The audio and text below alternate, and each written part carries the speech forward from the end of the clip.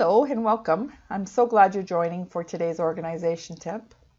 Have you ever started making a card and start off with a color and then you wonder what color or colors will go nice with this? Or then you wonder what greeting will look best in this spot, or thought, I wonder if I have the right butterfly the right size.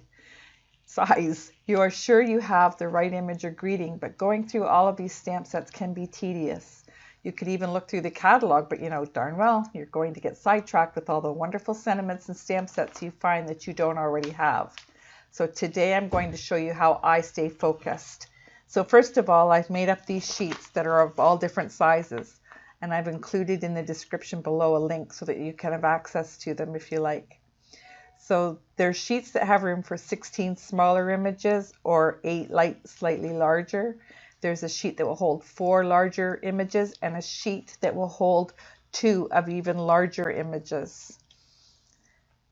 And so then I keep all of these extras in the front of my binder for when I need them.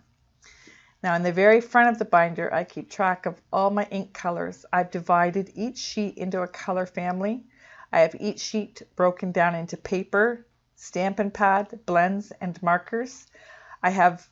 I stamp out a small circle of cardstock with each color and I put it in the appropriate line, and then I use ink to color each section that I have. So I might put, if I have a marker, I'll just scribble the marker beside it.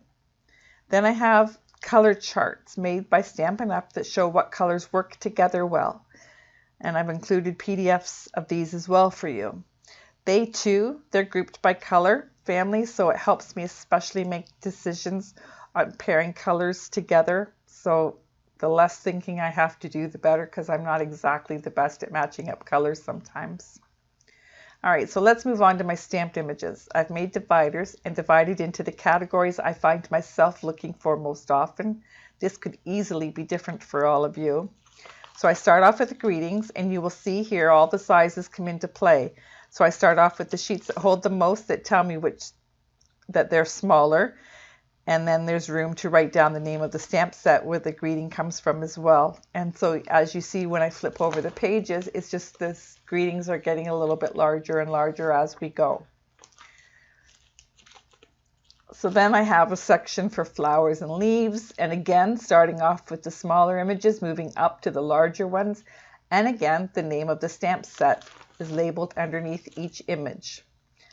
I also want to point out that sometimes if I sell off a set and I no longer have a stamp set, then I just cut out individual sections from the pages that I have stored at the front and can adhere over top of the ones that I no longer have with a fresh piece, and then can stamp right over top and label it too.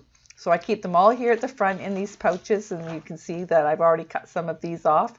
So if I need another one, I can cut it off and then just adhere it over top of whatever stamp set I've sold off or no longer have. Or if I make a mistake as well, I can do that. So then we move on to the rest of my sections. I have masculine, abstract, birthday, feminine, miscellaneous, letters, and background stamps.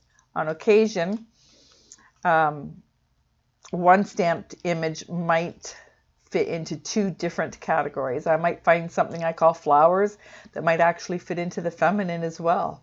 It's an individual choice, and how you personally see each image is how you're going to stamp it into your group. So I hope that gives you a little bit of help. It is a little bit of work for sure, but it saves me time on a day-to-day basis every day, and I'm thankful to have this binder that I refer to all the time. Thanks so much for joining in today.